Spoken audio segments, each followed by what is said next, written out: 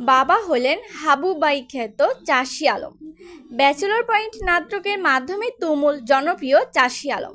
তিনি সকলের কাছে হাবু ভাই নামে বেশি পরিচিত। তার প্রথমবার বাবা হওয়ার সুখবর ছড়িয়ে পড়েছে সামাজিক মাধ্যমে। বুধবার 10 জুলাই রাতে ফুটফুটে এক পুত্র সন্তানের বাবা হলেন জনপ্রিয় অভিনেতা চাষী আলম। অনেকেই এই খবরটি ফেসবুকে শেয়ার করে শুভকামনা জানিয়েছেন মা ও সন্তানকে। চাষী আলম সংবাদ মাধ্যমকে বলেন, আলহামদুলিল্লাহ, প্রথম সন্তানের বাবা হয়েছি।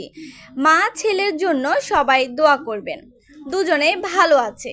চাষী আলমের অভিনীত ক্যারিয়ারে দীর্ঘ হলেও সফলতার মুখ দেখেছে অনেকটা পরে।